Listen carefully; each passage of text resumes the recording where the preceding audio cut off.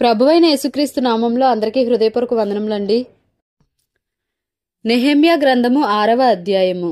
నేను ఇంకనూ గుమ్మములకు తలుపులు నిలుపక ముందుగా దానిలో బీటలు లేకుండా సంపూర్ణముగా గోడను కట్టియుండగా సన్బల్లటును టోబియాయును అరబీయుడైన గెషెమును మా శత్రువులలో మిగిలిన వారును విని సన్బల్లటును గెషెమును నాకు ఏదో హాని చేయుటకు ఆలోచించి ఓనో మైదానమందున్న గ్రామములలో ఒక దాని దగ్గర మనము కలిసి కొందము రండని నా యొద్దకు వర్తమానము పంపిరి.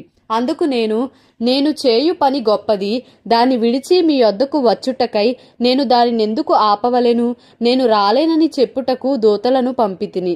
వారు అలాగున 4 మారులు నా యొద్దకు వర్తమానము పంపగా ఆ ప్రకారమే నేను మరలా ప్రత్యుత్తరమిచ్చి తిని.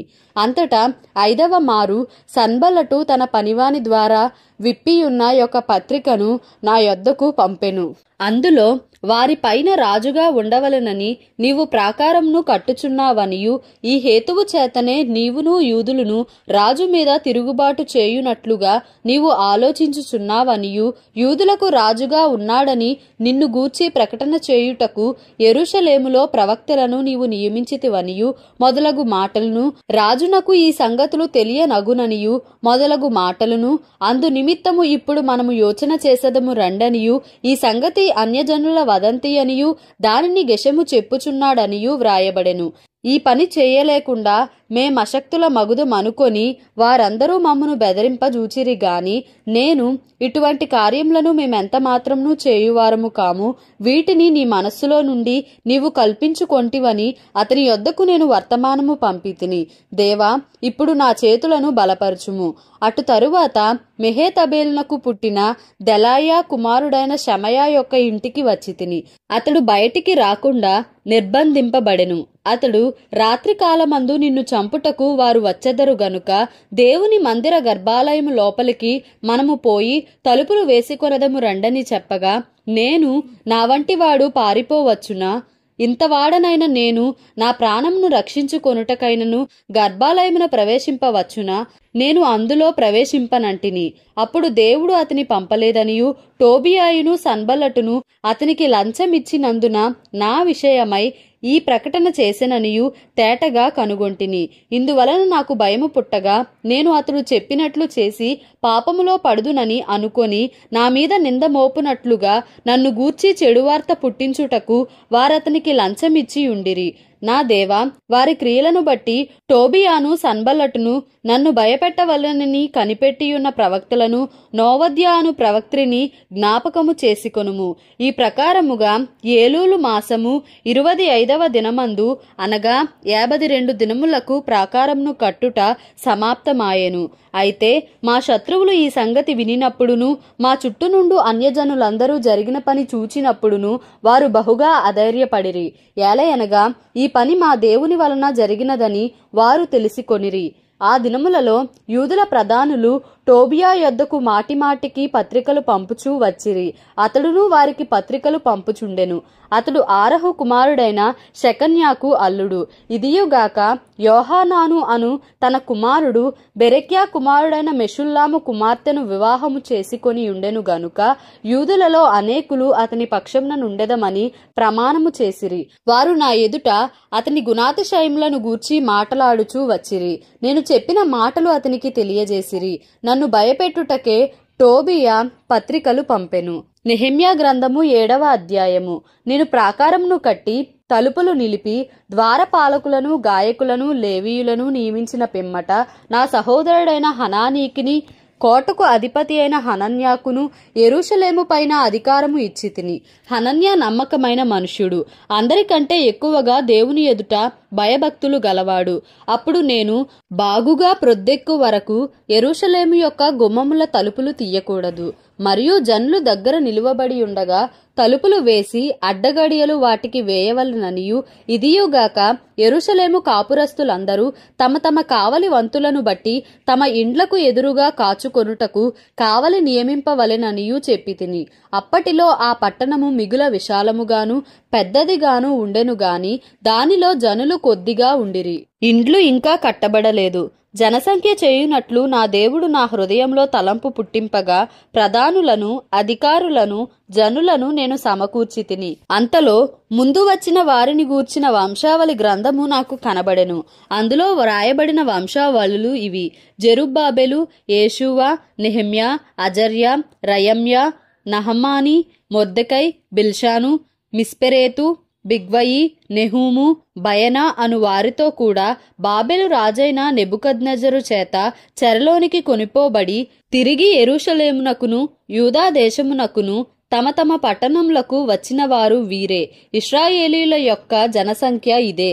అది ఎలాగనగా పరోషు వంశస్థులు 2172, షెఫట్యా వంశస్థులు 372, ఆరహు వంశస్థులు 652, యేషూవ, యోవాబు సంబంధులైన పహత్మోయాబు వంశస్థులు 2818 మందియు, ఏలాము వంశస్థులు 1254, జత్తు వంశస్థులు 845, జక్కయి వంశస్థులు 760 మందియు, బిన్నూయి వంశస్థులు 648, బేబై వంశస్థులు 620, అజ్గాదు వంశస్థులు 2322, అదోనికాము వంశస్థులు 667, బిగ్వయి వంశస్థులు 2067, ఆదీను వంశస్థులు 655, హిజ్కియా బంధువుడైన అటేరు వంశస్థులు 90, హాషుము వంశస్థులు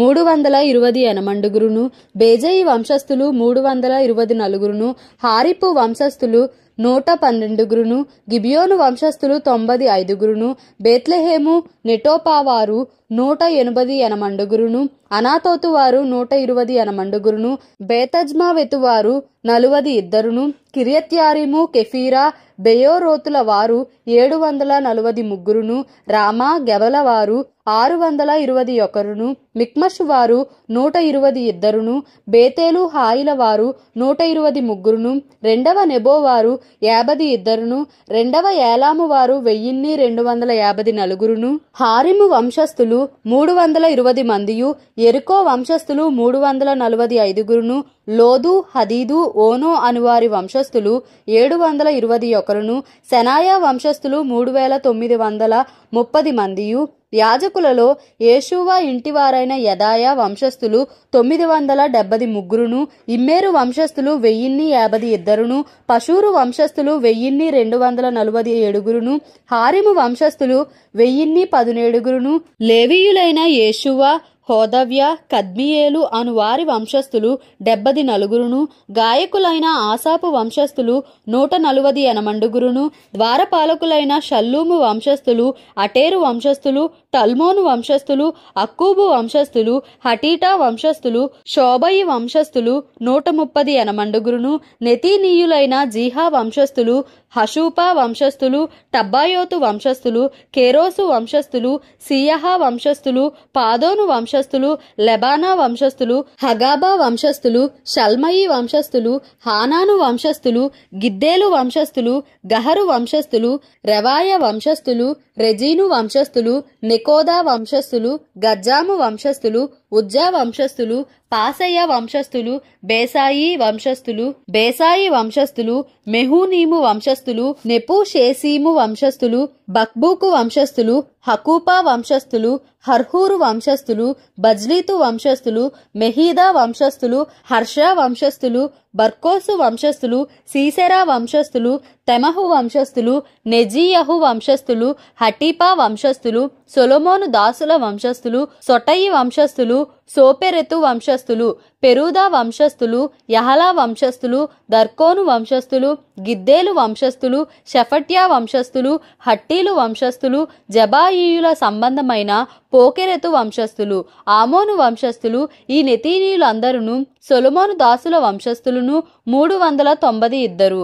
తేల్మెలహు, తేల్హర్ష, కెరూబు, అదోను, ఇమ్మేరు మొదలైన స్థలముల నుండి వచ్చిన వారు తాము ఇశ్రాయేలుల సంబంధులో కారో తెలుపుటకు తమ ఇంటి పేరులైనను తమ వంశావళి పత్రిక అయినను కనుపరచలేకపోయిరి. వారెవరనగా దెలాయా వంశస్థులు, టోబియా వంశస్థులు, నెకోదా వంశస్థులు. వీరు 642. హబాయా వంశస్థులు, హక్కోజు వంశస్థులు, బర్జిల్లయి వంశస్థులు అనగా గిలాదీయుడైన బర్జిల్లయి కుమార్తెలలో ఒకతెను పెండ్లి చేసుకొని వారి పేరు చేత పిలువబడిన బర్జిల్లయి వంశస్థులను యాజక సంతానములు. వీరి వంశావళులను బట్టి ఎంచబడిన వారిలో వారి పద్దు పుస్తకమును వెదకగా అది కనబడకపోయెను. కాగా వారు అపవిత్రులుగా ఎంచబడి యాజకులలో ఉండకుండా వేరుపరచబడిరి. కాగా అధికారి ఊరీము తుమ్మీము అను వాటిని ధరించుకొని ఒక యాజకుడు ఏర్పడు వరకు అతి పరిశుద్ధ వస్తువులను మీరు తినకూడదని వారితో చెప్పెను. సమాజకులందరూ 42,360 మంది. సమాజకులందరూ 42,360 మంది. వీరుగాక వీరి పనివారును పనికత్తెలును 7,337 గాయకులలో స్త్రీ పురుషులు 245 ఉండిరి. వారి గుర్రములు 736, వారి కంచర గాడిదలు 245, వారి ఒంటెలు 435, వారి గాడిదలు 6,720 ఉండెను. పెద్దలలో ప్రధానులైన కొందరు పనికి కొంత సహాయము చేసిరి. అధికారి ఖజానాలో 120 తులముల బంగారమును, 50 పల్లెములను, 730 యాజక వస్త్రములను వేసి ఇచ్చెను. మరియు పెద్దలలో ప్రధానులైన వారు కొందరు ఖజానాలో 140 తులముల బంగారమును, 14 లక్షల తులముల వెండిని వేసిరి. మిగిలిన వారును 240 తులముల బంగారమును, 240 లక్షల తులముల వెండిని, 67 యాజక వస్త్రములను ఇచ్చిరి. అప్పుడు యాజకులు, లేవీయులు, ద్వారపాలకులు, గాయకులు, జనులలో కొందరును, నెతీనీయులు, ఇశ్రాయేలీయులందరూ తమ పట్టణముల యందు నివాసము చేసిరి. నెహెమ్యా గ్రంథము 8వ అధ్యాయము. 7వ నెల రాగా ఇశ్రాయేలీలు తమ పట్టణములలో నివాసులై ఉండిరి.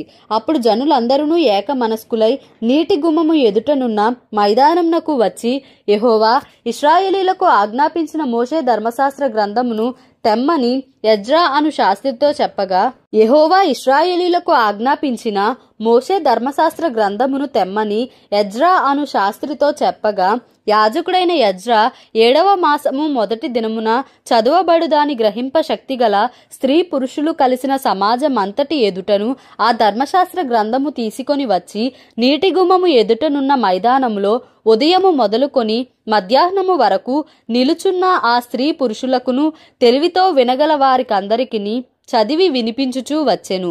ఆ జనులందరూ ధర్మశాస్త్ర గ్రంథమును శ్రద్ధతో వినిరి. అంతట శాస్త్రియగు ఎజ్రా ఆ పని కొరకు కర్రతో చేయబడిన ఒక పీఠము మీద నిలువబడెను.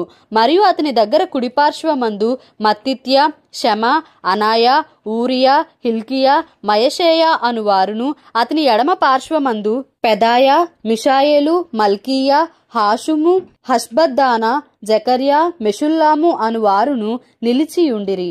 అప్పుడు ఎజ్రా అందరికంటే ఎత్తుగా నిలువబడి జనులందరూ చూచుచుండగా గ్రంథమును విప్పెను. విప్పగానే జనులందరూ నిలువబడిరి. ఎజ్రా మహాదేవుడైన యెహోవాను స్తుతింపగా జనులందరూ తమ చేతులెత్తి ఆమెన్ ఆమెన్ అని పలుకుచు నేలకు ముఖములు వంచుకొని యెహోవాకు నమస్కరించిరి. జనులు ఇలాగు నిలువబడి ఉండగా యేషూవా, బానీ, షేరేబ్యా, యామీను, అక్కూబు, షబ్బెతై, హోదీయా, మయషేయ, కెలీటా, అజర్యా, యోజాబాదు, హానాను, పెలాయాయును, లేవీయులను ధర్మశాస్త్రము యొక్క తాత్పర్యమును తెలియజెప్పిరి. ఇటువలనే వారు దేవుని గ్రంథమును స్పష్టముగా చదివి వినిపించి జనులు బాగుగా గ్రహించునట్లు దానికి అర్థము చెప్పిరి. జనులందరూ ధర్మశాస్త్ర గ్రంథపు మాటలు విని ఏడ్వ మొదలు పెట్టగా అధికారి అయిన నెహెమ్యాయు, యాజకుడును శాస్త్రియునగు ఎజ్రాయును, జనులకు బోధించు లేవీయులను, మీరు దుఃఖపడవద్దు, ఏడవవద్దు, ఈ దినము మీ దేవుడైన యెహోవాకు ప్రతిష్ఠిత దినమని జనులతో చెప్పిరి. మరియు అతడు వారితో నిట్లనెను, పదండి, క్రొవ్విన మాంసము భక్షించుడి, మధురమైన దాని పానము చేయుడి. ఇది వరకు తమ కొరకు ఏమీయూ సిద్ధము చేసి కొనని వారికి వంతులు పంపించుడి. ఏలయనగా ఈ దినము మన ప్రభువునకు ప్రతిష్ఠితమాయెను. మీరు దుఃఖపడకుడి, యెహోవా యందు ఆనందించుట వలన మీరు బలమొందుదురు. అలాగున లేవీయులు జనులందరినీ ఓదార్చి, మీరు దుఃఖము మానుడి, ఇది పరిశుద్ధ దినము, మీరు దుఃఖపడకూడదని వారితో అనిరి. ఆ తరువాత జనులు తమకు తెలియజేయబడిన మాటలన్నిటినీ గ్రహించి తినుటకును త్రాగుటకును లేనివారికి ఫలాహారములు పంపించుటకును సంభ్రమముగా ఉండుటకును ఎవరి ఇండ్లకు వారు వెళ్ళిరి. రెండవ దినమందు జనులందరి పెద్దలలో ప్రధానులైన వారును యాజకులను లేవీయులను ధర్మశాస్త్ర గ్రంథపు మాటలు వినవలెనని శాస్త్రి అయిన యజ్రా యొద్దకు కూడి వచ్చిరి.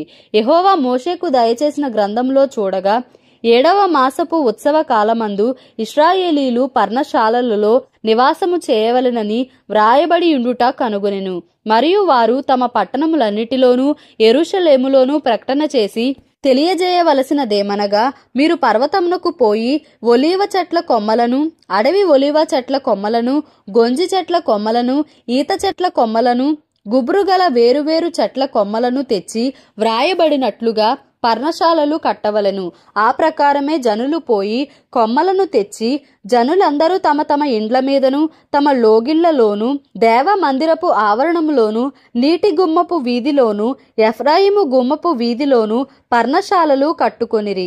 మరియు చెరలో నుండి తిరిగి వచ్చిన వారి సమూహమును పర్ణశాలలు కట్టుకొని వాటిలో కూర్చుండిరి. నూను కుమారుడైన యెహోషువ దినములు మొదలుకొని అది వరకు ఇశ్రాయేలీలు అలాగును చేసి ఉండలేదు. అప్పుడు వారికి బహు సంతోషము పుట్టెను. ఇదియుగాక మొదటి దినము మొదలుకొని కడదినము వరకు అనుదినము యజ్రా దేవుని ధర్మశాస్త్ర గ్రంథమును చదివి వినిపించుచూ వచ్చెను. వారు ఈ ఉత్సవమును 7 దినముల వరకు ఆచరించిన తరువాత విధి చెప్పున 8వ దినమున వారు పరిశుద్ధ సంఘముగా కూడుకొనిరి. దేవుడి పరిశుద్ధ వాక్యమును మన వినికిడిలో దీవించి ఆశీర్వదించునుగాక. Amen. Please like, share and subscribe for more videos.